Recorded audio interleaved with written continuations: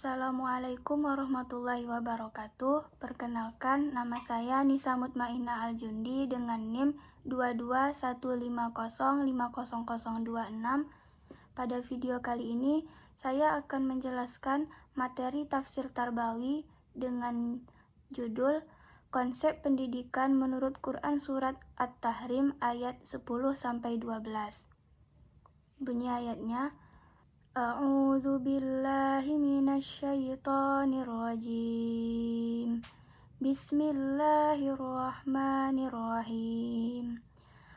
Daraballahu mathalan lilladzina kafaru imra'ata Nuhin wa imra'ata Lut kanata tahta abdaini min ibadina salihin fakhatanahuma falam yughniya anhuma minallahi syai'aw wa qila dkhulan nara ma'ad dakhilin.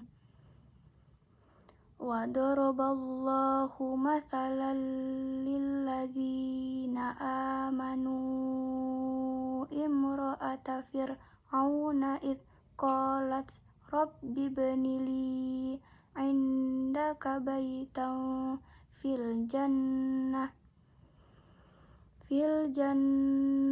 wan najjini min fir'auna wa amalihi wan najjini minal qaumiz zalimin. Wa Maryam ibnata Imran allati ahsanat farjaha fanafakhna fihi min ruhina wa saddaqat bi kalimati rabbiha wa kutubihi wa kanat minal qanitin. Artinya, Allah membuat perumpamaan bagi orang-orang yang kufur, yaitu istri Nuh dan istri Lut. Keduanya berada di bawah tanggung jawab dua orang hamba yang soleh di antara hamba-hamba kami. Lalu keduanya berkhianat kepada suami-suaminya.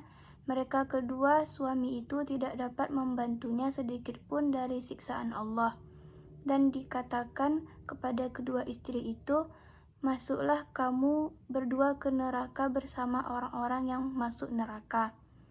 Allah juga membuat perumpamaan bagi orang-orang yang beriman, yaitu istri Fir'aun ketika dia berkata, Ya Tuhanku, bangunkanlah untukku di sisimu sebuah rumah dalam surga, selamatkanlah aku dari Fir'aun dan perbuatannya, serta selamatkanlah aku dari kaum yang zalim.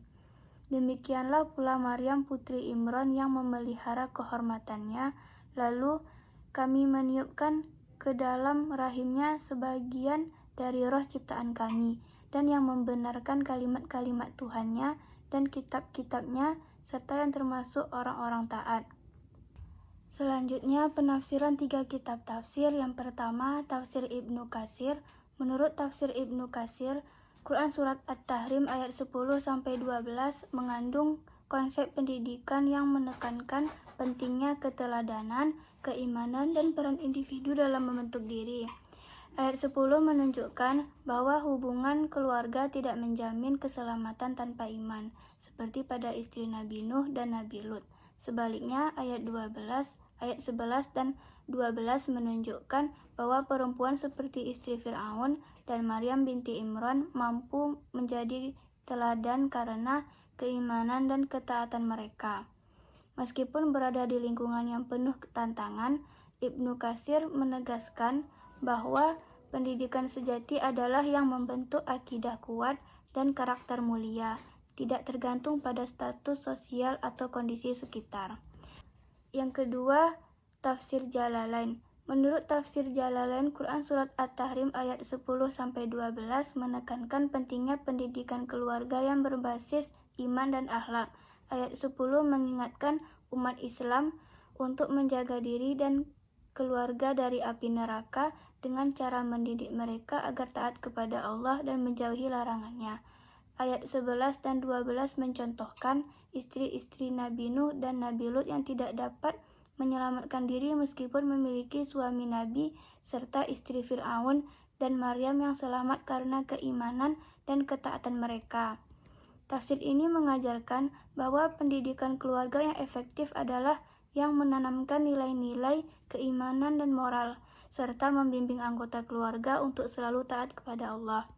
Yang ketiga yaitu Tafsir Al-Misbah.